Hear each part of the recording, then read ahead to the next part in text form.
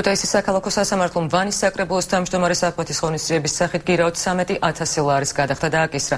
კაკაბაძე ბრალდებას არ აღიარებს და ხელისუფლების მხრიდან პოლიტიკურ დევნაზე საუბრობს. დაზარალებული მამუკა შარაშენიძე კი ფიზიკურ შეურაცხყოფას და ძალადობაში კაკაბაძესთან ერთად ადგილობრივი თვითმმართველობის სხვა მაღალჩინოსნებსაც ადანაშაულებს. ვანის საკრებულოს თავმჯდომარემ სასამართლოს დარბაზი გირაოს გადახდის პირობით დატოვა. პროკურატურა დავით კაკაბაძეს ბიზნესმენ მამუკა შარაშენიძისთვის ჯანმრთელობის განზრახ, ნაკლებად მძიმე დაზიანებასა და ძალადობით დევნას ედავება, თუმცა ბრალდებული დანაშაულს არ აღიარებს. Ფაქტთან დაკავშირებით არავითარი ბრალი არ მიმიძღვის, საერთოდ არ ყოფილი ვარ იმ დროს ვანის რაიონში.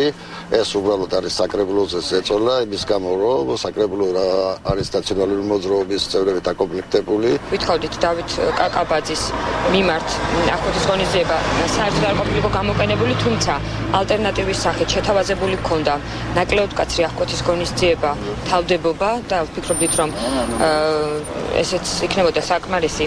პროკურატურის მხრიდან კაკაბაძისთვის წაყენებულ ბრალდებას ადგილობრივ თვითმმართველობებზე პოლიტიკურ ზეწოლად აფასებენ ნაციონალურ მოძრაობაში და მმართველ პარტიას ადგილობრივი ხელისუფლების წარმომადგენლების საკუთარი კანდიდატურებით ჩანაცვლების მცდელობაში ადანაშაულებენ.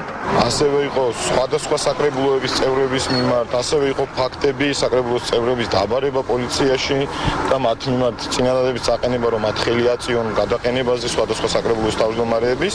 თავისთავად ჩვენ გვაქვს საქმე პოლიტიკურ ზეწოლასთან, ოპონენტების მხრიდან და დღევანდელი მთავრობის მხრიდან. ყველაფერ ამის საბოლოო შედეგი იქნება ის მომენტი, როდესაც პროკურატურა თანამდებობრივი უფლებამოსილების შეჩერების მოთხოვნით შევა სავარაუდოდ და დავით კაკაბაძეს თანამდებობრივი უფლებამოსილება შეუჩერდება.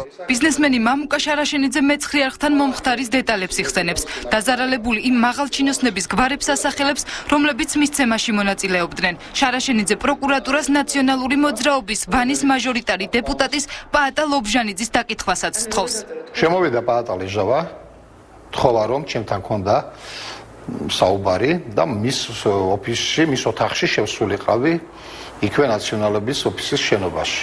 და იმ პერიოდში სადღაც 10-12-მდე ადამიანი შემოვარდა ოფისში მასთან ერთად და დამიწყეს ცემა. სისხლგაღებილი, ცხვირი გატეხილი, გასესხლიანებული ბავშვებისა და ჩემი ოჯახის წინაშე გამომაგდეს გარეთ.